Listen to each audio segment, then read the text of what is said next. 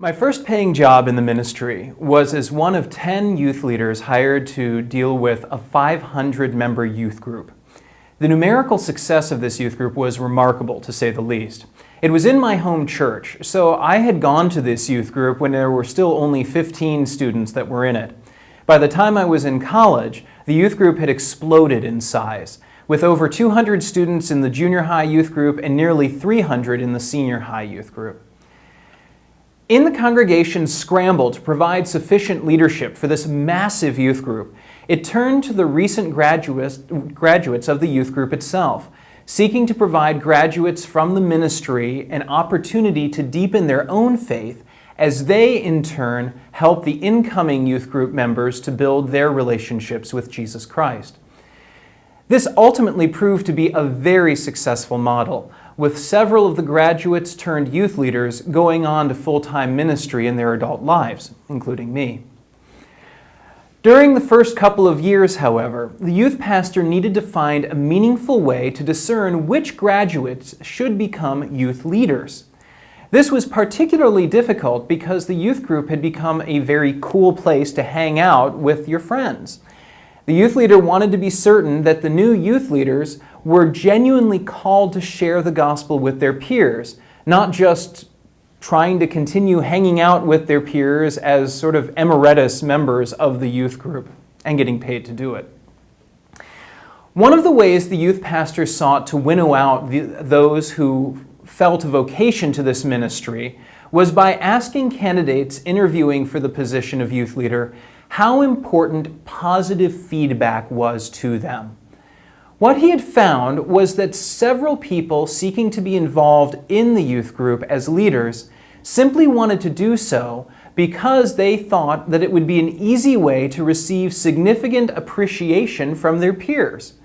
They reasoned that their peers would see them as entrusted with authority in this cool setting and would praise them for this.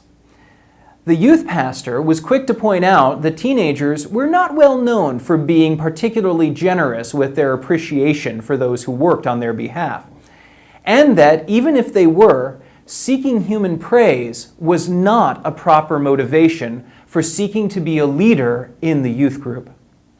Indeed, seeking human praise is not a proper or even healthy reason to seek leadership in any position in the church. From being on the altar service guild, to being the usher, to being on the trustees, to being the senior pastor. It is, of course, natural for all of us to want to hear affirmations when we serve well in the church. But we should not be serving because we desire affirmation. The reading from the book of Psalms today speaks to this. Attributed to David, the king likens himself to a weaned child. This is a child who has come to trust the generous and gracious mother who raised him, even though he is no longer brought back for the regular affirmation of nursing at her breast. The assurance of having spent many weeks drawing life and love from his mother has convinced him that even though the milk is no longer there, he can continue living in the assurance that the love and life shared with him by his mother is still constant. David is so convinced of this that he makes this statement of trust even when apparently confronted with seemingly insurmountable difficulties that he cannot resolve on his own. So it is with the leaders of the church. They should be able to look back at the nurturing they have received from God throughout their lives, such that they need not seek immediate affirmation from God or from humans as they go about their work. They can trust that the God who created them, called them, and set them in their ministries continues to cherish and love them. Put another way, leaders in the church must be mature in their faith. The new Christian who still craves spiritual milk, both in doctrines and in receiving constant assurances of God's grace, is not ready to lead.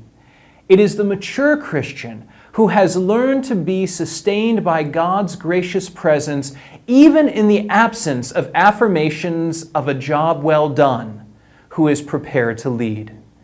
Such a leader not only has deep wells of faith in God from which to draw personally, but can point the people he or she leads to likewise be able to rely on God's persistent witness of goodness throughout their lives rather than on immediate forms of affirmation.